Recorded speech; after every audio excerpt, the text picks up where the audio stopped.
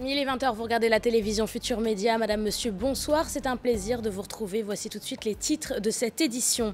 4e jour de destruction dans la commune de Tivaouane-Peulh. Les bulldozers continuent de démolir les constructions supposées érigées sur l'axe de prolongement de la VDN. Dans la localité, les populations crient leur désespoir. Le maire de la localité évoque des procédures biaisées. Au niveau de la DSCOS, aucune réaction pour le moment. Le président de la coalition Benno Bokk Yakaar met les points sur les i. Aucune liste parallèle ne sera tolérée pour les élections législatives. Ce samedi, Macky Sall rencontrait les leaders de la mouvance présidentielle afin d'échanger à 3 mois des élections. Révision du fichier électoral, plus que quelques heures avant la clôture des inscriptions fixées à demain, dimanche. Encore aujourd'hui, beaucoup de monde a afflué dans les commissions. C'est le cas à Ouakam où des bousculades ont été notées. Nous ferons le point dans ce journal. Plus que quelques jours avant le 137e appel de Seydina Limamoulaye, ce samedi, la confrérie layène a tenu une réunion de préparation. Objectif, assurer la bonne organisation de l'événement religieux prévu les 27 et 28 avril prochains. La modernisation des différents sites de recueillement, un point également soulevé lors de la réunion. Élection présidentielle en France, le vote a démarré ce samedi dans les départements d'outre-mer. Demain dimanche, les Français de métropole et de l'étranger vont voter pour le premier tour de l'élection. Pour de nombreux électeurs, cette campagne est inédite, pleine de rebondissements et émaillée d'incidents. Dans ce journal, nous irons en France avec nos correspondants sur place. Nous reviendrons également sur la campagne des 11 candidats à la présidentielle.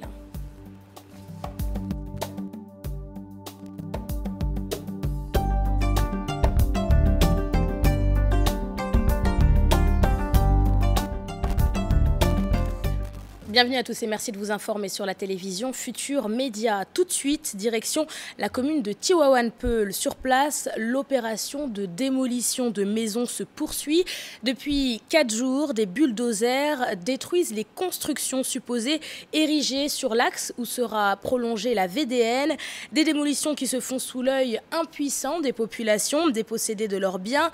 Le maire de la localité dit regretter la situation et évoque des procédures biaisées. Au niveau de la direction de surveillance et de contrôle de l'occupation du sol, aucune réaction pour le moment, mais on annonce des explications pour lundi prochain. Ousseynou Thiam et Biradiagne. Des larmes qui perlent les visages, la scène est triste et les victimes inconsolables. Malgré cette tristesse, les démolitions à Tivaouane-Peulh se poursuivent. Les déguerpis continuent de crier injustice. À son Excellence le président Macky Sall, en lui faisant savoir que, par exemple, les gars de DSCOS, ils ont terrassé tous nos bâtiments et qu'il y a ici des pauvres types qui sont habités ici. On fait appel en tant qu'Africains de venir nous aider et de nous recevoir pour nous caser dans votre pays. Parce qu'on est marre dans ce pays-là. Dépité par cette situation insoutenable, ces victimes affichent un désespoir total. Tout ce que nous avons, par exemple, on les a économisés pour essayer de faire nos bâtiments. Mais les Sénégalais toujours, c'est le même pays, le seul pays dans le monde qui rase les bâtiments des pauvres. C'est sans sommation. Il n'y a que l'argent qui compte ici. On est marre. On veut quitter ce pays-là pour aller vivre encore en Mauritanie, ou bien au Mali, ou bien en Gambie. On est marre ici au Sénégal. Nous ne sommes plus des Sénégalais. Du côté de la municipalité, le maire s'indigne et parle d'une procédure biaisée.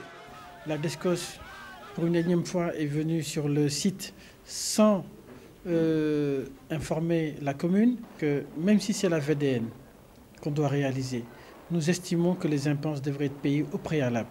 Ça n'a pas été fait. Des centaines de maisons ont été détruites. Et la population est très inquiète. Oui, nous sommes indignés, nous sommes très affectés parce que nous estimons que même si nous devons réaliser une VDN, une extension de la VDN, ce qui est logique, mais il y a des préalables. Du côté de la direction de contrôle et de surveillance des sols, l'on promet toujours de communiquer une fois le travail accompli.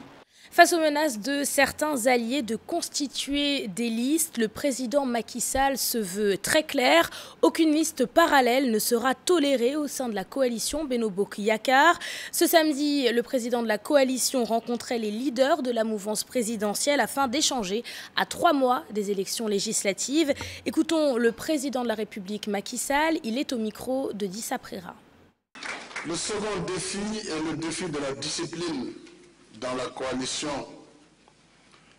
Et quand je parle de la coalition, je ne peux m'empêcher de penser aussi dans nos partis. Et sur ce plan, je dois avouer que le parti du président de la République est un peu l'épine dorsale est plus que jamais interpellé sur la discipline qu'exige le moment. La nécessité de s'oublier un peu au profit du collectif. Partager la stratégie électorale envisagée tant pour le scrutin majoritaire que pour le scrutin proportionnel autour d'une liste commune. Nous tolérons aucune liste parallèle issue de nos rangs.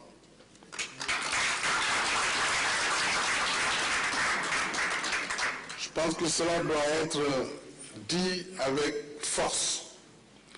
Autant pour les locales, nous avions pris la décision de laisser les gens, s'ils n'étaient pas d'accord, chacun de présenter sa liste, puisque les enjeux étaient locaux. Il ne faut pas confondre donc les enjeux d'une élection législative aux enjeux d'une élection locale. Ça n'a rien à voir. Donc, autant on a laissé faire, même au sein des partis, la diversité, la pluralité des listes, autant ici, il s'agira de tout mettre en œuvre pour avoir une seule et même liste Benno Bokk Yakaar. C'est extrêmement important. Et puis élection législative à 3 mois du scrutin, le grand parti était en caravane ce samedi dans les rues de Pikine.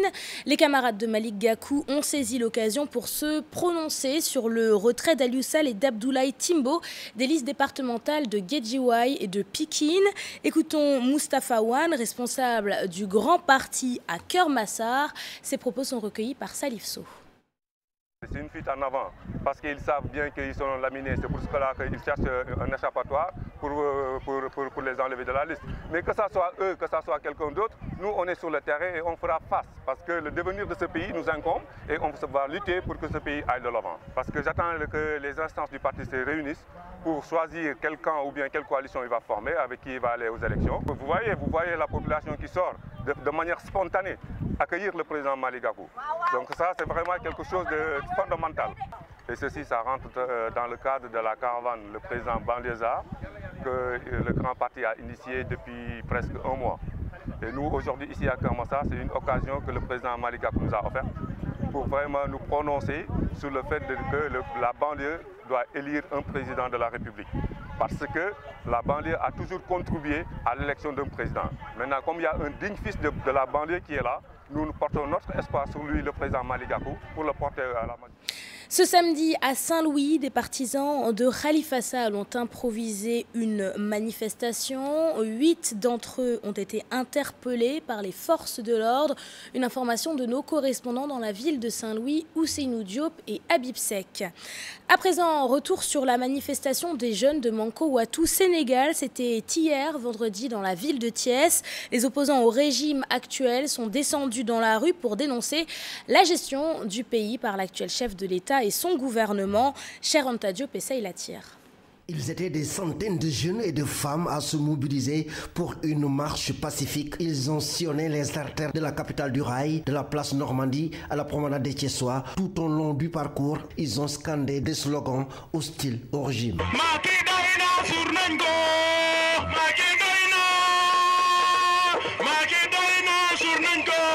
chargé de communication de Manko Wattu Sénégal de Thiès annonce l'organisation d'une foire au scandale pour égrener le chapelet de la malgouvernance. Ça, c'est le début d'un commencement.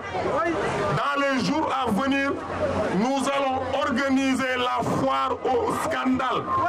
Parce qu'il y a trop de scandales dans ce pays et qui méritent aujourd'hui d'être éclaircis. C'est pourquoi, dans le mois de mai, nous allons organiser la foire au scandale. Le TER, scandale. Petrotim, scandale. ArcelorMittal, scandale. L'aéroport Blaise Diagne, fin des travaux, scandale. Aujourd'hui, là où tu touches le doigt, c'est des scandales.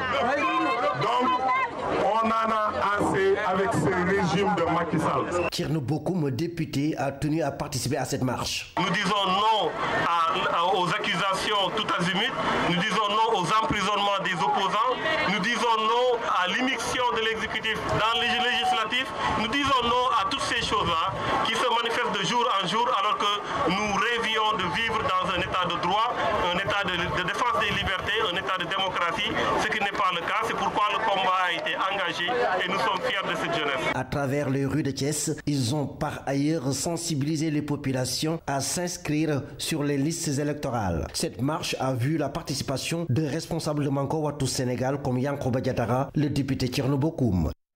Moins de 24 heures avant la clôture des inscriptions sur les listes électorales, ce samedi, c'était le grand rush à la commission de Ouakam. Malgré l'attribution de numéros pour assurer le bon déroulement des inscriptions, des bousculades ont été notées. Alors que la commune de Ouakam veut 40 000 inscriptions sur les listes, certains Sénégalais rencontrés par la rédaction auraient souhaité disposer d'un délai supplémentaire. Fatou Kinedem et Younous Diatta.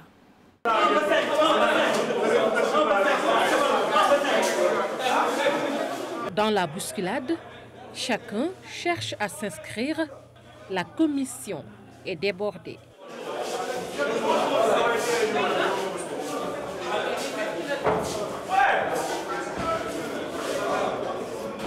Des numéros distribués pour mettre de l'ordre, mais en vain.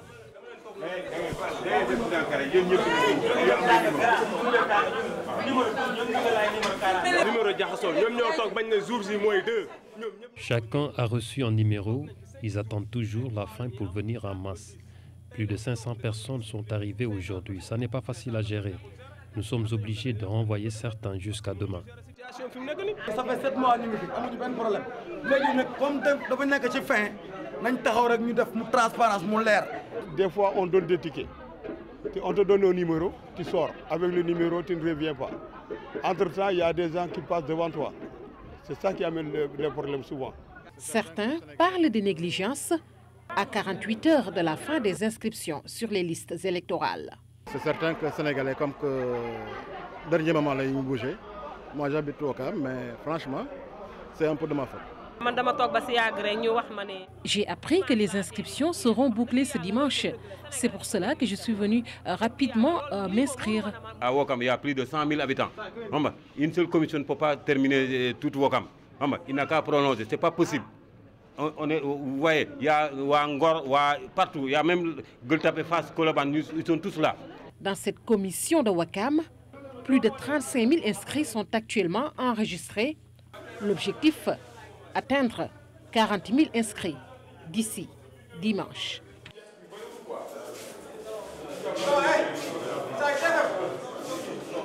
Dans l'arrondissement de Dakar-Plateau, plus de 170 000 inscriptions sur les listes électorales pour un objectif de 152 000 fixé par les autorités.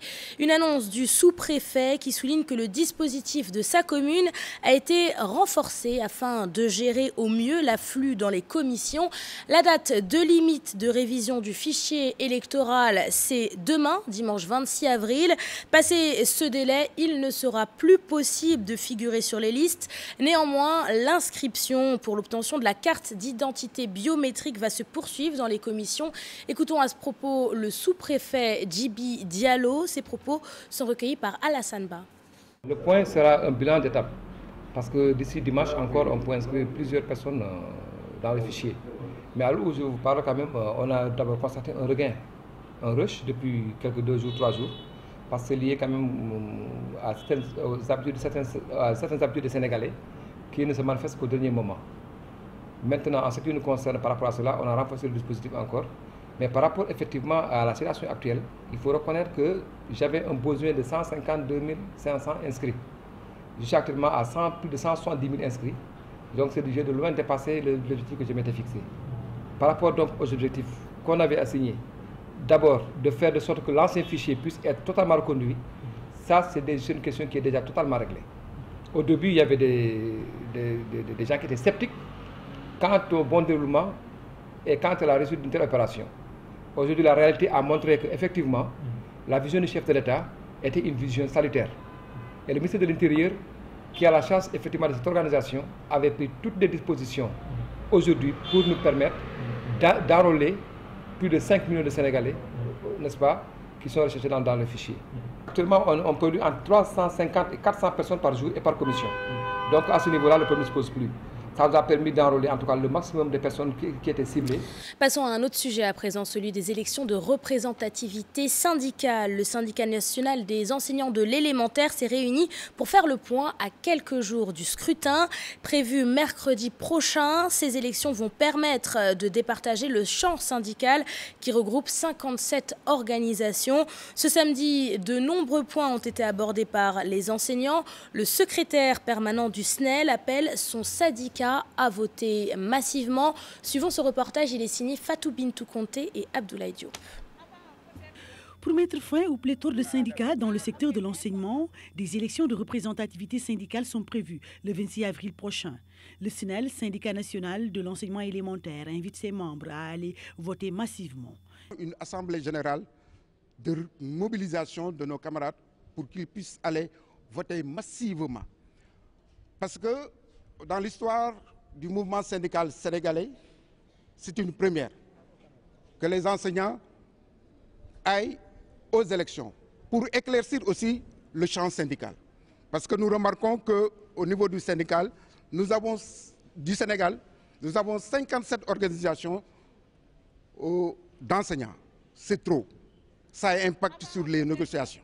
Toutefois, le SNEL synthèse appelle ses militants à plus de vigilance au moment du vote. Sur le champ syndical, on dénombre 3 SNEL.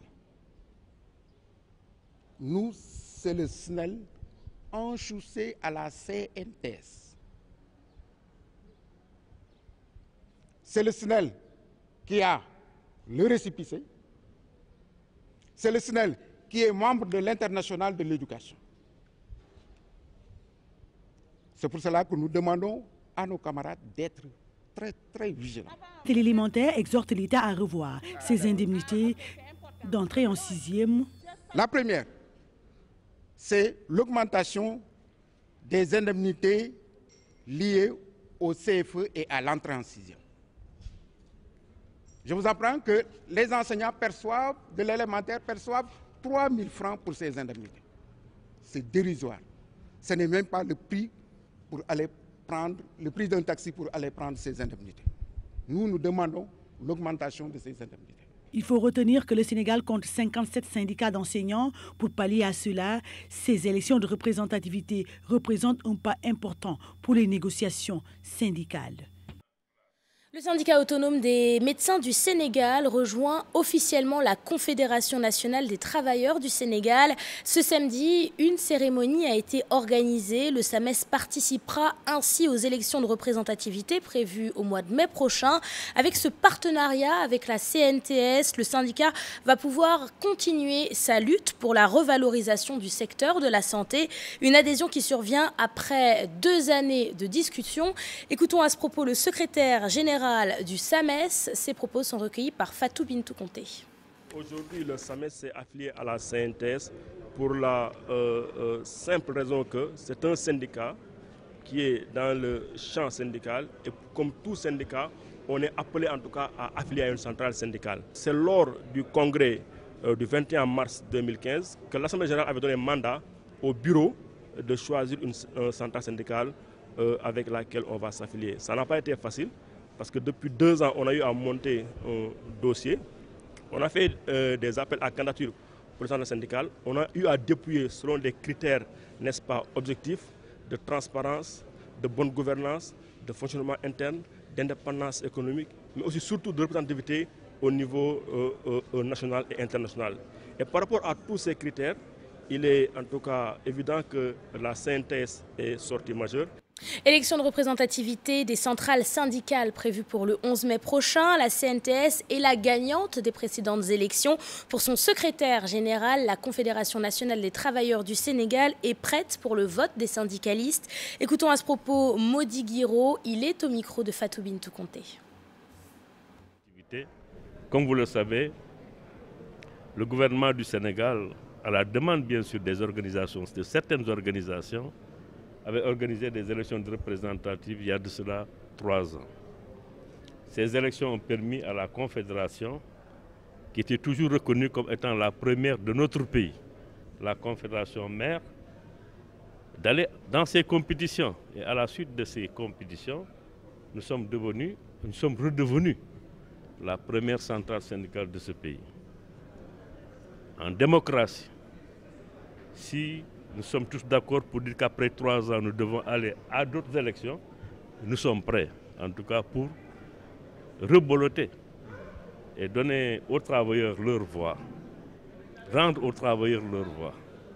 Il leur appartiendra donc, au cours de ces élections qui sont organisées le 11 mai prochain, de choisir, n'est-ce pas, librement, n'est-ce pas, la centrale qu'ils voudraient, pour laquelle ils voudraient voter. Je vous le disais en titre, à quelques jours du 137e appel de Seydina Limamoulaye, la confrérie layène a tenu une réunion de préparation ce samedi. Objectif de la rencontre, assurer la bonne organisation de l'événement religieux prévu les 27 et 28 avril prochains. Une réunion au cours de laquelle des demandes ont également été formulées, entre autres la modernisation des différents sites où des milliers de pèlerins vont se retrouver.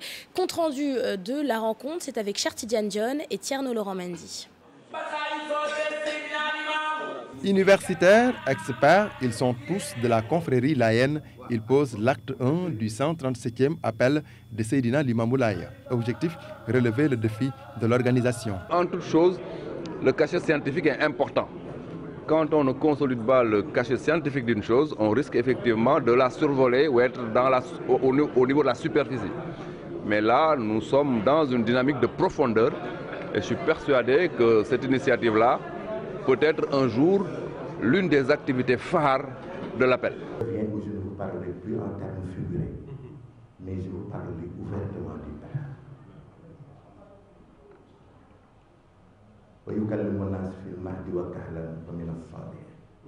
dina wax ak nit ñi ci leer waaye dina wax ak ndat ñi nit ñi ci bu tolloo ci at ñeent fukki at te Issa génne 33 ans.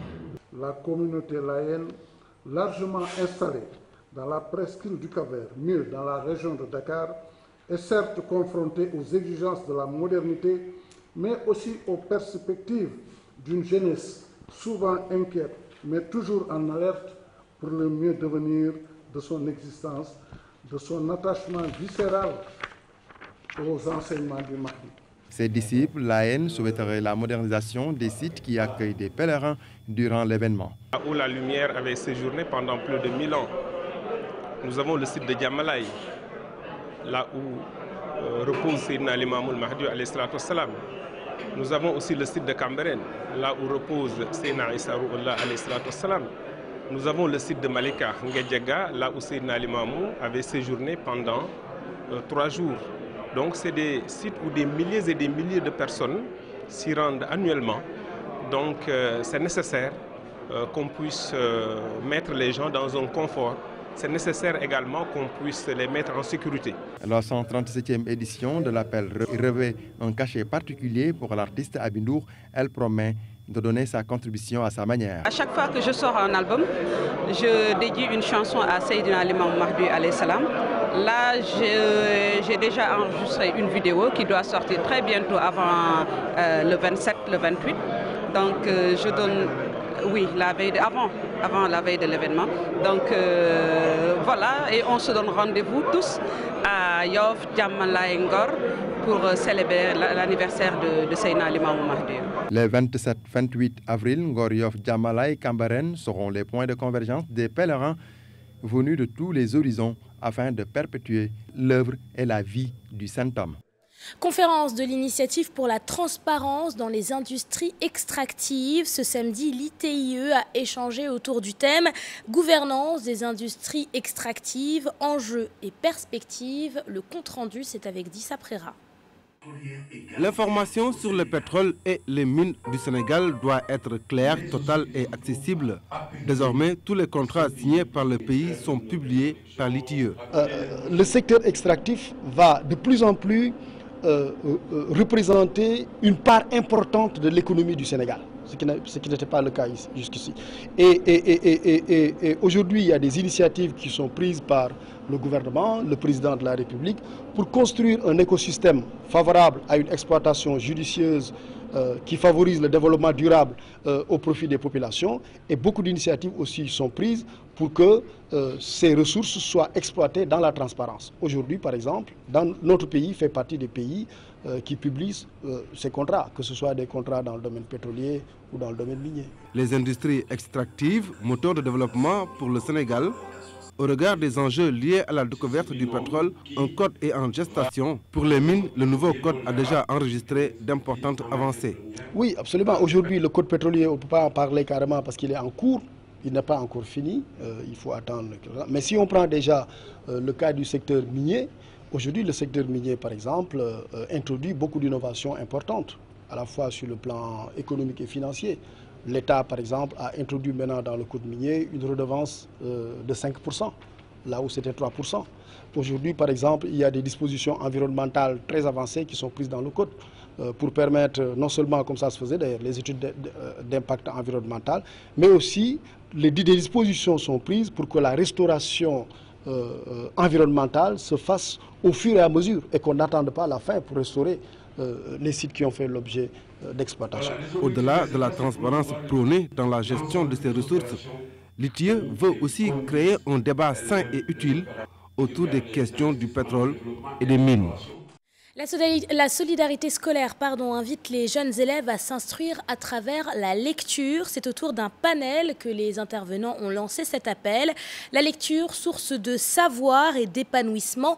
La cérémonie s'est tenue en marge de la Journée mondiale du livre et du droit d'auteur avec comme parrain les journalistes Mamoudou Ibra Kane, Ibou Fall et le magistrat Chertidiane Lam. Elle s'est tenue au lycée John Fitzgerald Kennedy. On fait le point. C'est avec Aïssa et Modou Diop. Lorsque la solidarité scolaire se mobilise, c'est bien sûr pour parler de livres, outils indispensables à la recherche intellectuelle. Et comme disait l'autre, c'est par la lecture que nous naissons à la vie intellectuelle. La vision du parrain est proche de celle de l'auteur cité ci-dessus. La lecture est un puissant véhicule de formation et de transmission de la culture générale. Mais il faudra, c'est une complicité qu'il faut chercher. Et une fois qu'on a cette passion qui se développe, on s'enrichit chaque jour à travers les livres. Non seulement c'est un instrument ludique, mais en plus c'est un instrument qui est utile. Donc à travers le livre, on peut joindre l'utile à l'agréable. Les richesses qui sont dans les livres, on ne les retrouve pas forcément dans les nouvelles technologies qui sont des raccourcis, qui donnent plus de temps pour trouver des choses, mais qui ne vont pas souvent dans la profondeur des choses. Le thème de cette année est si l'on offrait tous les mois un livre à son enfant. Au total, cela ferait au moins 12 livres qu'il lira à l'année. Imaginez dans 10 ans, il aura 120 livres. Et ça participe au renforcement de son vocabulaire. Il aura suffisamment de mots, d'expressions pour au moins argumenter, parler correctement et de connaissances. Notre parrain, le parrain de la solidarité scolaire, nous disait il n'y a que 2 ou 3 pays que je n'ai pas visités dans le monde. Je lui ai dit, mais vous avez beaucoup voyagé. Il m'a dit non, j'ai lu. J'ai beaucoup lu, j'ai énormément lu. Pour le proviseur du lycée John Fitzgerald Kennedy, sensibiliser les jeunes filles à la lecture participe à leur formation et à leur éducation. En lisant, on se met en situation. On partage la vie de l'auteur, des personnages. On se met en quête. On a du savoir aussi. Donc et tout ça, ça aide à parfaire la formation de l'élève.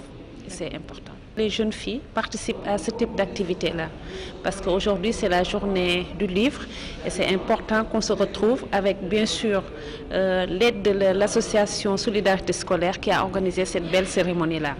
Et c'est l'occasion pour les jeunes filles d'échanger, qu'elles apprennent auprès de ces personnes-là, de M. Iboufal, de M. Faye, en fait des éléments de la vie qu'elles enrichissent leur expérience parce que ce sont des jeunes filles et elles ont besoin de ça. Tout de suite, l'Assemblée a vu à tour de rôle les panélistes abonder dans le même sens. Lire, toujours lire, pour apprendre, voyager, s'instruire, pour former les leaders de demain. Élection présidentielle en France, à quelques heures du scrutin, des citoyens français se sont exprimés sur cette échéance électorale et sur une campagne des plus agitées. Demain, les électeurs français vont voter pour le premier tour de la présidentielle. 11 candidats sont dans la course à l'Elysée. Suivons ce reportage de notre correspondant en France, Ibrahima Kamara. Les citoyens français sont appelés aux urnes dimanche pour choisir leur prochain président de la République. La plupart d'entre eux ne croient pas au programme des candidats. Je pense que la plupart des candidats sont complètement à côté de la plaque.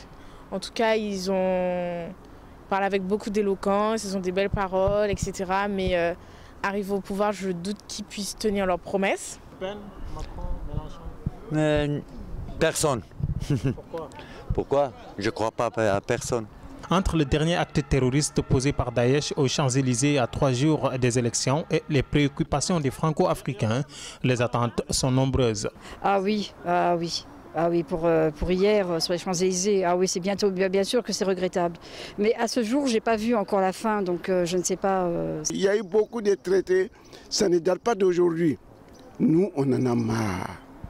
On veut celui qui peut libérer l'Afrique. C'est celui que moi je souhaiterais qu'il soit élu. Marine Le Pen, Macron, Fillon, Mélenchon ou Benoît Hamon, les pronostics sont variés. Moi, ça serait Emmanuel Macron. Oui, parce que déjà, il a beaucoup de charisme. Je pense que s'il représente une France moderne. Ce qui me fascine, c'est la chance de Macron de voir le centre qui s'est ouvert, d'avoir d'une part à gauche un frondeur qui s'est fait élire, qui s'est fait choisir à la primaire. Et de l'autre côté, Fillon, qui est plutôt à la droite de la droite, qui s'est fait aussi choisir à la primaire. Et donc le boulevard qui s'est ouvert devant Macron, ça me fascine. Marine Le Pen, mais j'ai l'impression que c'est elle la plus franche. En tout cas, pour ceux qui votent pour elle, savent à quoi s'attendre. La campagne électorale s'est terminée avec moins d'ardeur à cause de la récente attaque terroriste survenir aux Champs-Élysées. C'est donc demain, dimanche, que se tiendra le premier tour de l'élection présidentielle en France. 11 candidats se disputent le fauteuil de président de la République. Les plus en vue, Emmanuel Macron, Marine Le Pen, François Fillon ou Jean-Luc Mélenchon.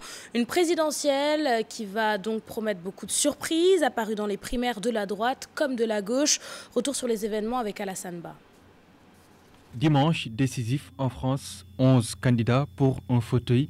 Les Français n'oublieront pas de sitôt la campagne, une campagne inédite, imprévisible, qui a battu le record d'événements inattendus, douloureux, pénibles jusqu'à l'avant-dernier jour.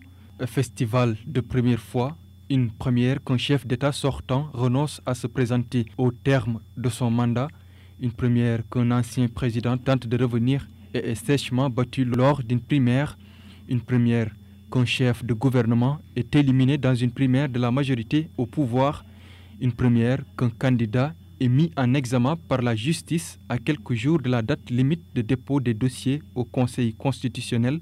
François Fillon, inculpé pour détournement de fonds publics, complicité et recel d'abus de biens sociaux, aujourd'hui coude à coude avec Jean-Luc Mélenchon dans un sondage au Doxa, troisième. Emmanuel Macron est en tête avec 24,5% des intentions de vote pour le premier tour. Il est suivi par Marine Le Pen, 23%, la candidate du Front National, aussi éclaboussée par les affaires judiciaire. Dans l'enquête des emplois fictifs de ses assistants parlementaires, le juge convoque la députée européenne en vue d'une possibilité de mise en examen. Mais Marine Le Pen refuse en invoquant son immunité parlementaire. Benoît Hamon enregistre 7,5% d'intention de vote. Jean Lassalle, Nathalie Arthaud et Jacques Cheminade occupent le bas du tableau. Près de 47 millions d'électeurs devraient voter.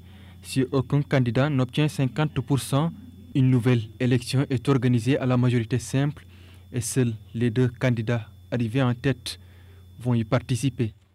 Le premier tour qui se tiendra donc demain et sur lequel nous reviendrons bien sûr dans nos prochaines éditions. C'est la fin de celle-ci, merci de l'avoir suivi, merci de votre fidélité. Excellent samedi soir et à demain pour le journal de 20h.